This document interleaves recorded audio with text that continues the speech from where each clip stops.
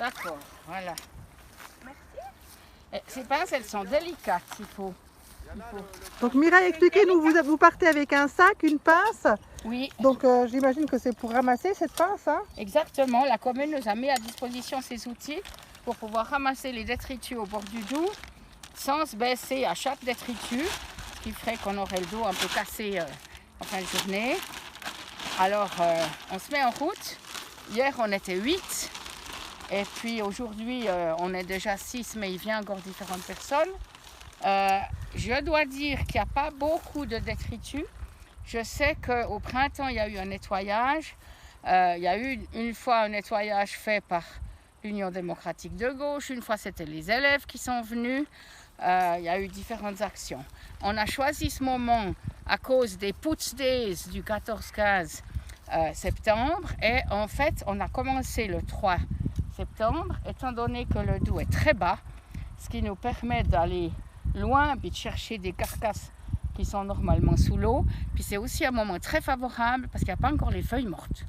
Donc on voit ce qu'il y a au sol, si bien qu'on a pu bien travailler hier.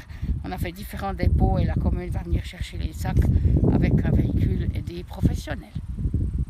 Merci Mireille Grosjean, on vous suit. Ok, allons-y. Bon. Cette partie s'appelle l'estran. L'estran, c'est un terme qu'on emploie plutôt en mer. C'est la partie qui est alternativement sous l'eau et hors de l'eau. En mer, au bord de la mer, c'est là qu'on voit les crabes, qu'on récolte des coquillages et tout ça. Et puis, ce qui est impressionnant aussi, c'est toutes ces plantes pionnières qui commencent en se disant qu'elles vont être une prairie bientôt. Et puis, bientôt, elles seront sous l'eau à la prochaine pluie. Quand la pluie va se mettre à tomber correctement, il y a d'abord les arbres qui doivent boire, il y a la terre qui pompe et le lac commence à monter avec un délai de 48 heures à 72 heures.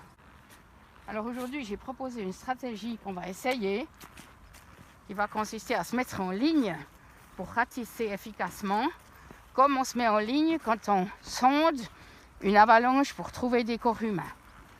Là